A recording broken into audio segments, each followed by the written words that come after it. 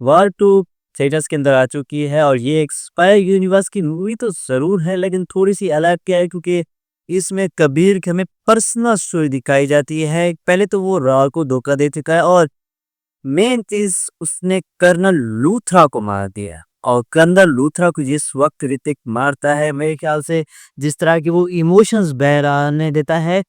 वो इस बंदे की पीक एक्टिंग थी और मूवी में इसे 2-3 बार और भी इस्तेमाल किया गया है और जितनी भी बार ये सीन हमारी आँखों के सामने आता था, तो वो दिल को छू लेता था, हमें उसके इमोशंस महसूस होते थे। लेकिन जूनियर एनटीआर और कियारा आडवाणी कबीर को रोकने की कोशिश कर रहे होते हैं और इस मूवी की खास बात ये है कि ये अपनी कहानी को एक्शन के ज़रिए बताने की कोशिश करती है। अगर एक एक्शन सीक्वेंस चल रही है तो बीच में 5-10 मिनट की स्टोरी चलेगी और फिर एक्शन सीक्वेंस और उसके बाद ये तीसरे एक्शन सीक्वेंस की तरफ कूद जाएगी। हमें एक्शन सीक्वेंस के ज़रिए कहानी ज़रूर बताई जाती है, लेकिन कई बार ऐसा होता है कि इसके पुअर वीएफएक्स और एक्शन सीक्वेंस भी हमें समझ में नहीं आ रही होती भी अब ये किस तरह के एक्शन चल रहा था। बाज़ औक़ात एक्शन देखने में मज़ा आ रहा होता है, लेकिन बाज़ औक़ात वो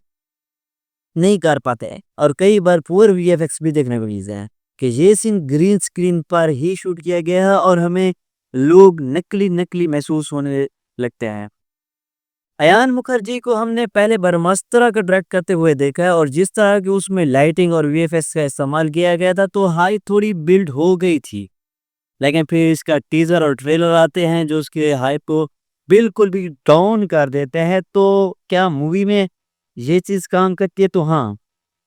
टाइगर 3 के आखिर में जिस तरह हमें ऋतिक रोशन का कैमियो दिखाया जाता है, वो चीज़ मूवी में भी है और मूवी उस चीज़ को अच्छे तरीके से दिखाती है। उसकी लाइटिंग, उसकी कलर ग्रेडिंग वो सारी चीज़ें अच्छी भी होती है कई बार वो काम भी नहीं करती। लेकिन ये अपनी एक्शन सीक्वेंस कई बार इतने हाई लेवल पर लेके चले जाते हैं, तो हमें महसूस होता है कि ये कोई नॉर्मल ह्यूमन बीइंग का काम भी नहीं है। जिस तरह से जूनियर एनटीआर ट्रेन पर आप लोगों ने ट्रेलर के अंदर देखा होगा सुपर हीरो लैंडिंग करते हैं और इन्होंने कई बार मूवी के अंदर इस तरह की लैंडिंग की है और उसका कोई भी इफेक्ट देखने को नहीं मिलता। एक मूवी है जो कि 300-400 करोड़ पर बनी हुई है, इतनी बड़ी मूवी को लोग इवेंट के तौर पर देखने के लिए जाते हैं और ऊपर से स्पाई यूनिवर्स की इस चीज़ का आप लोगों को थोड़ी-सी एक्सपेक्टेशन कम करनी होगी कि स्पाई यूनिवर्स की मूवी है तो इसको बचाने के लिए जिस तरह पठान में टाइगर आया था और टाइगर में पठान गया था, इसके साथ कुछ वैसा होगा तो ऐसा बिल्कुल भी नहीं है। हाँ,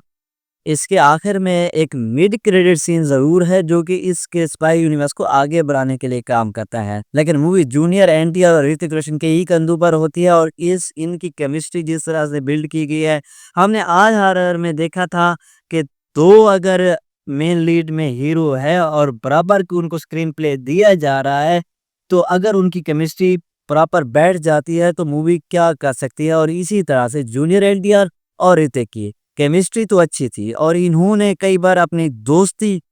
सॉरी आप लोगों को शायद ना पता हो ये भी दोस्त थे। मूवी के कुछ सीन जापान में हैं, कुछ दूसरी कंट्रीज में हैं और कुछ इंडिया में और इंडिया वाले सीन पूरे वीएफएक्स के ज़रिए बनाए गए हैं। अगर ये लोग प्रैक्टिकल का यूज़ करते और शायद से एक्शन सीक्वेंस भी अच्छी लगती और इनका खर्चा भी कम हो जाता। मूवी के दौरान में एक एक्शन सीक्वेंस आती है जो कि बोर्ड पर ये लोग लड़ रहे होते हैं और ये एक अनएक्सपेक्टेड सीन था जो पानी से बोर्ड निकलकर रोड पर चलना शुरू कर देती है। एक तरह का रोड ही होता है, रोड पर चलना शुरू करते हैं, अच्छी खासी लड़ाई होती है वहाँ पर, फिर जाकर